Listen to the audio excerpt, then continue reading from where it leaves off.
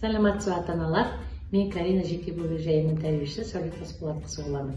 Мен сіздерге үй жағдайында ойналатын, балаңызбен ойналатын қолжетімді материалдармен ойнайтын ойынды ұсынғым келеді. Бұл қарақұмық дәнді осындай көлемді ыдысқа қарақұмықты салып, балаңыздың ұсақ ойыншықтарын алып, осы қарақұмықтың ішіне жасырып қоясыздар. Ол деген баланың саусақ моторикасын дамытуға және де осының ішінен тапқан үй жануарларының тапқан ойыншықтарының сипатын сипаттап береді бала деген. Қазір мен сізге көрсетемін.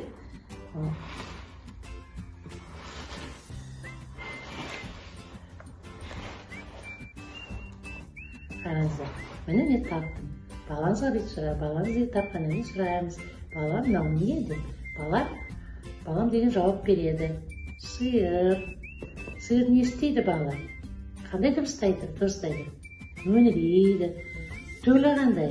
Бұзау деп жауап беріп балаңыздан сұрайсыздар. Сондай сияқты тағы да осының ішінен тағы осындай жануарлар іздеуге балаға.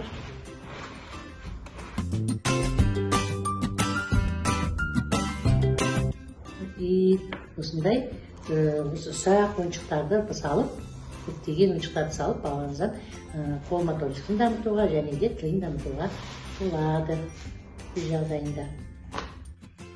Сіздерге келесі ұсынатын ойыным, бұл үйде қауіпсіз материалдан жасалатын ойын. Үйдегі бос қорапты алып, жан-жағына түрлі түсті қағаз жабыстырып, сосын оған сәйкес қыстырғышты алып, ішіне орналастырасыз.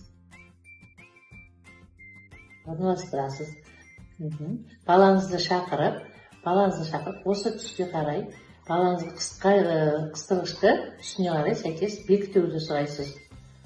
Мысалы, міне балаға түсін сұрайсыз, қызыл, бала бекітіп шығады.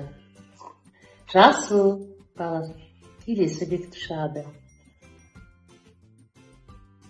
Осы арқылы баланың түсін ашата білуге және де қолсақ моторикасын дамытуға арналады ойын.